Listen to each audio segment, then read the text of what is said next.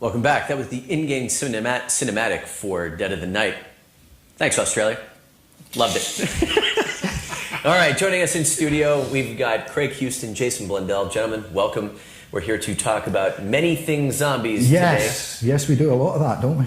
So, what's been going on since launch? A few things have been happening. Yeah. So obviously on launch we released with 3 maps that we're incredibly proud of, and but it's also no secret that we had a bit of a bumpy start as well, and that's something that the team has been ploughing all our effort and energy into, was to kind of get that stability there, and we're in a very good place now, comparable to kind of other zombie offerings, but a very good place, and so that now allows us to then move our focus to other features and other things that we're developing, because although this is a game out in the wild, that we play the game in here of resources and where to put our attention as well. So. Sure. Well, and so, I mean, before we even get to Dead of the Night, kind of talking about what's involved there, I mean, let's talk about some of the new things that are coming online starting today. And it really, let's start with daily callings. This is something that we talked about a while ago. It's online. Yep, it's absolutely online. So they are calling. They are calling. And this is kind of, stage one of a couple of stages of rolling out those features as well, because making sure the stability was there was so important. We've kind of got that under control, so now we're moving on to getting all those features in. So daily callings are coming out. They'll come out, keep you engaged, and kind of give you missions to kind of go on, and then obviously have rewards when they're completed. Additionally, we've got the Black Ops Authenticity Stamp. Yes, and again, that was another thing that we talked about on stage when we announced. I can finally prove that I got to level 10. When you manipulate the data, Craig.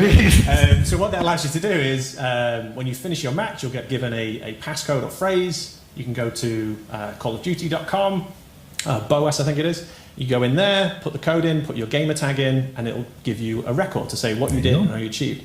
This is kind of stage one of it. Stage one will give you that code that you can pass along to your friends and show what you've done and how you achieved it. And we now have daily tier skips in zombies. Yes, we do.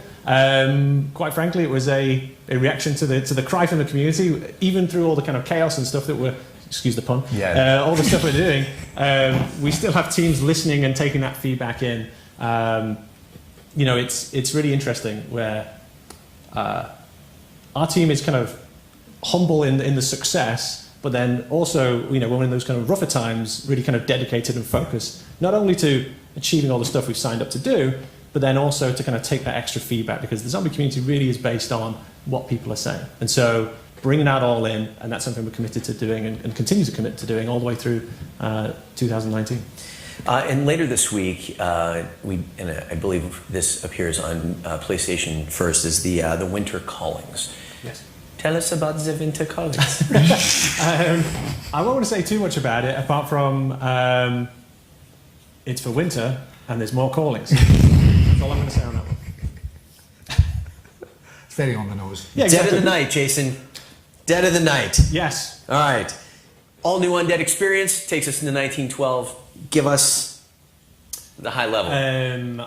High level. Go on, Craig. Go on, I'll give you the high level. This is another chapter in our Chaos story, but this one is a prequel. So people that have played 9 and Voyage of Despair will have realised that our new characters are looking for Alistair Rhodes, who is Scarlett's father.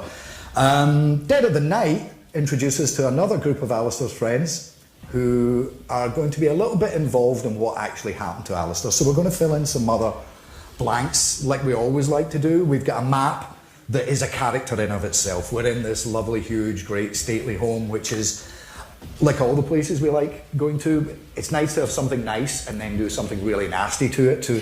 So, like people saw in Titanic and in 9, Prima Materia is once again shaping the world around it and creating things that are a little bit weird and drawn from myth and legends. And obviously if you're going to an old English house, there's a lot of fun stuff that you have to Scotland. But were they? Yes. A lot of people don't know that. So again, it's us drawing from some very real historical things. I've and talked to you running about with it drinking prior to streams, Craig. Yes. Just kidding.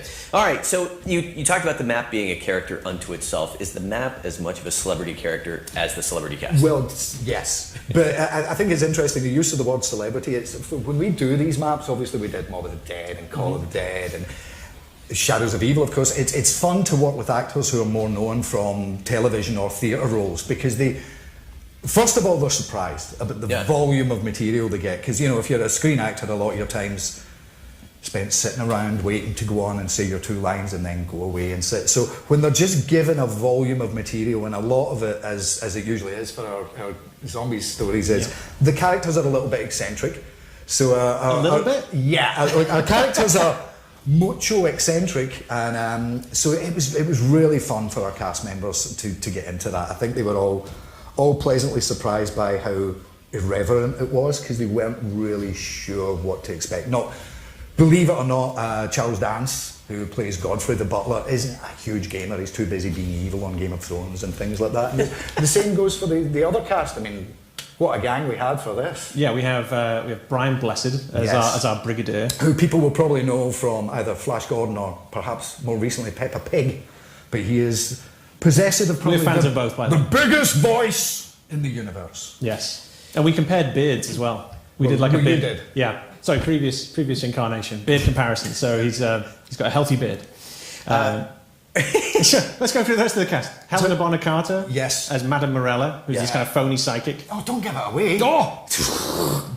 Yeah, she's got layers to her. She's like an onion. Yes.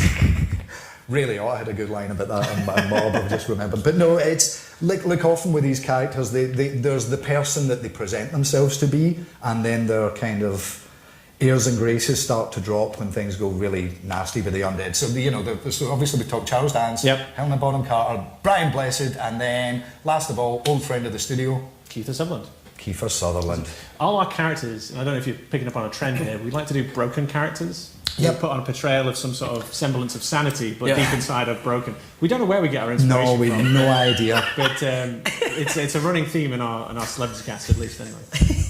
Outstanding.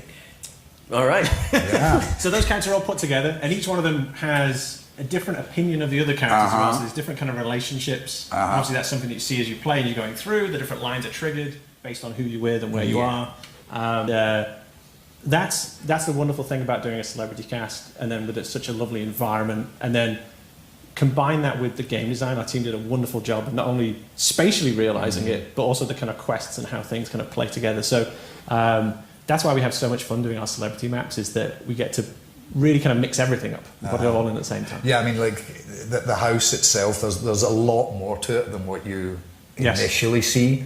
And, like everything else we do, it's always fun to have kind of myth and science and technology kind of clashing, because those two things kind of don't really fit together that well, or do they? It's also got this wonderful kind of Jules Vernean style. Yeah, that's what I was looking for. That's the word. Jules Verne. It's got this kind of wonderful kind of architectural style, and something that we do most times really is kind of play with the architecture and what does the environment say to you, what mood does that place you in.